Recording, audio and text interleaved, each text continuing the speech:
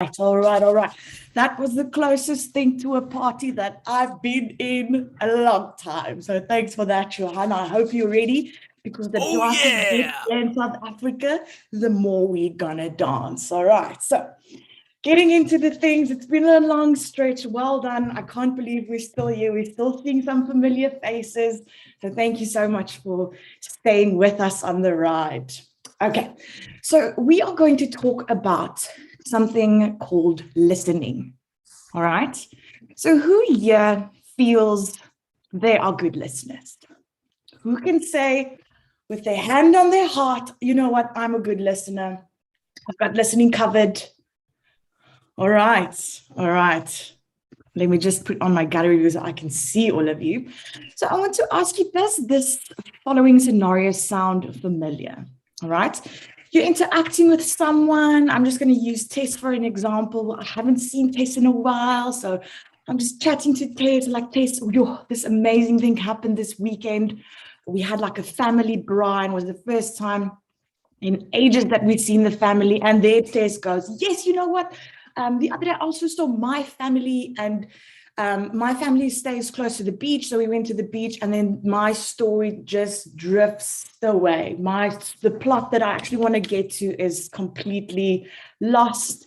We changed the subject, and Tess just goes on a tangent, and I tip into Tess. We just bubble and ramble on.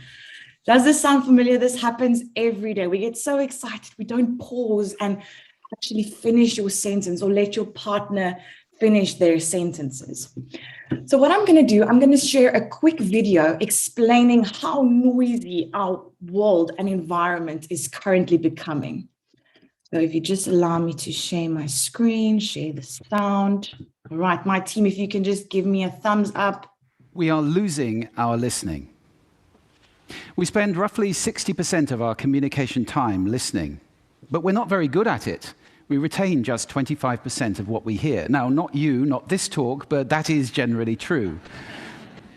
Let's define listening as making meaning from sound. It's a mental process, and it's a process of extraction.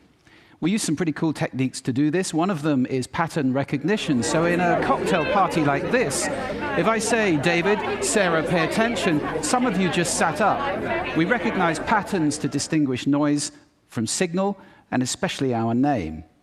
Differencing is another technique we use. If I left this pink noise on for more than a couple of minutes, you would literally cease to hear it. We listen to differences, we discount sounds that remain the same. And then there is a whole range of filters. These filters take us from all sound down to what we pay attention to. Most people are entirely unconscious of these filters, but they actually create our reality in a way because they tell us what we're paying attention to right now. I'll give you one example of that. Intention is very important in sound, in listening. When I married my wife, I promised her that I would listen to her every day as if for the first time. Now that's something I fall short of on a daily basis. But it's a great intention to have in a relationship. But that's not all. Sound places us in space and in time. If you close your eyes right now in this room, you're aware of the size of the room from the reverberation and the bouncing of the sound off the surfaces. And you're aware of how many people are around you because of the micro noises you're receiving. And sound places us in time as well, because sound always has time embedded in it. In fact, I would suggest that our listening is the main way that we experience the flow of time from past to future. So, sonority is time and meaning, a great quote. I said at the beginning, we're losing our listening. Why did I say that? Well, there are a lot of reasons for this. First of all, we invented ways of recording. First, writing, then audio recording, and now video recording as well. The premium on accurate and careful listening has simply disappeared. Secondly, the world is now so noisy, with this cacophony going on visually and auditorily, it's just hard to listen. It's tiring to listen. Many people take refuge in headphones, but they turn big public spaces like this, shared soundscapes, into millions of tiny little personal sound bubbles. In this scenario, nobody's listening to anybody. We're becoming impatient. We don't want oratory anymore. We want sound bites. And the art of conversation is being replaced dangerously, I think, by personal broadcasting. I don't know how much listening there is in this conversation, which is sadly very common, especially in the UK. We're becoming desensitized. Our media have to scream at us with these kind of headlines in order to get our attention. And that means it's harder for us to pay attention to the quiet, the subtle, the understated. This is a serious problem that we're losing our listening. This is not trivial, because listening is our access to understanding. Conscious listening always creates understanding. And only without conscious listening can these things happen. A world where we don't listen to each other at all is a very scary place indeed. So I'd like to share with you 5 simple exercises, tools you can take away with you to improve your own conscious listening. Would you like that? Good. The first one is silence. Just 3 minutes a day of silence is a wonderful exercise to reset your ears and to recalibrate so that you can hear the quiet again. If you can't get absolute silence, go for quiet. That's absolutely fine. Second, I call this the mixer. So even if you're in a noisy environment like this, and we all spend a lot of time in places like this, listen in the coffee bar to how many channels of sound can I hear? How many individual channels in that mix am I listening to? You can do it in a beautiful place as well, like a lake. How many birds am I hearing? Where are they? Where are those ripples? It's a great exercise for improving the quality of your listening. Third, this exercise I call savoring, and this is a beautiful exercise. It's about enjoying mundane sounds. This, for example, is my tumble dryer. It's a waltz. 1, 2, 3, 1, 2, 3, 1, 2, 3. I love it. Or just try this one on for size.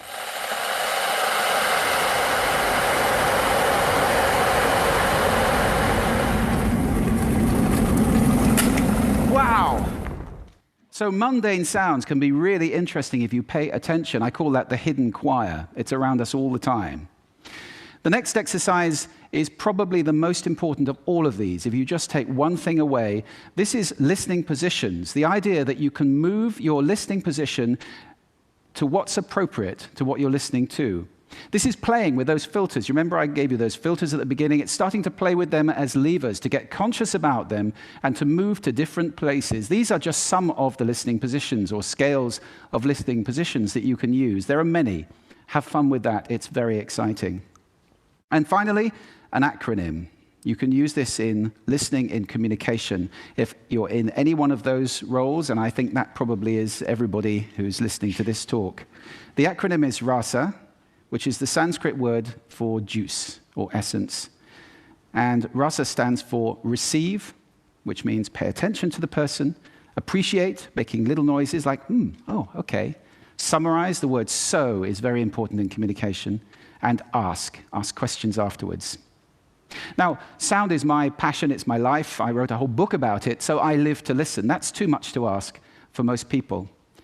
But I believe that every human being needs to listen consciously in order to live fully, connected in space and in time to the physical world around us, connected in understanding to each other, not to mention spiritually connected, because every spiritual path I know of has listening and contemplation at its heart. That's why we need to teach listening in our schools as a skill. Why is it not taught? It's crazy. And if we can teach listening in our schools, we can take our listening off that slippery slope to that dangerous, scary world that I talked about and move it to a place where everybody is consciously listening all the time, or at least capable of doing it. Now, I don't know how to do that, but this is TED. And I think the TED community is capable of anything. So I invite you to connect with me, connect with each other, take this mission out, and let's get listening taught in schools and transform the world in one generation to a conscious listening world, a world of connection, a world of understanding, and a world of peace. Thank you for listening to me today.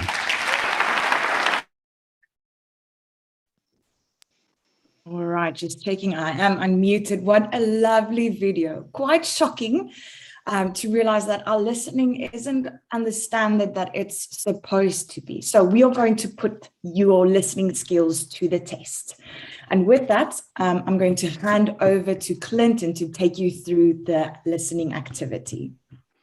Great stuff. Thank you very much. And just to touch base back on that video, just to say, if we look at it, that acronym RASA is very important: to receive, to appreciate, summarize, and to ask.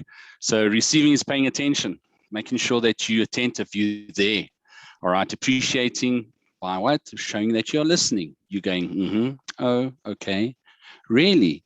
So it really does make a difference. Ask me. Summarize. That also obviously shows that you have listened. And that really helps, because at the end of the day, some people do wonder, are you listening to me, or are you just waiting for me to finish what I'm telling you? And then the last thing is to clarify what they've told you. And that sums it all up, that nice acronym RASA. So our activity is, we're going to put you into breakout rooms, 2 people in a breakout room. All right. The activities can be 4 minutes in length. Please take a look at your clock on the top right.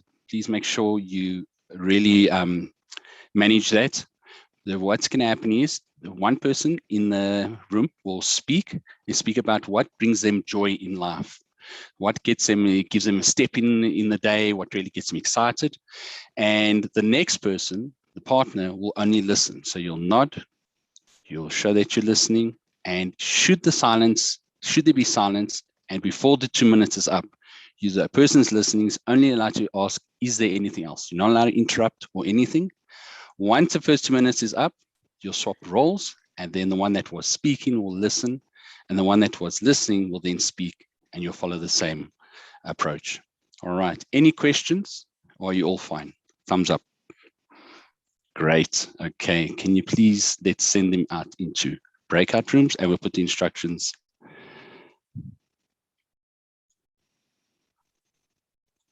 in the chat. All right. Thank you. Johan, I see your lips are moving, but we don't hear any sound. Just checking. Oh, sorry. We've lost a couple of people, so there's 1 or 2 people alone in the room. I just want to assign them quickly. Then I'm more than welcome to join. Need be. I think we should be good. I'll check if there's people not. So I'm opening the rooms. Thank you.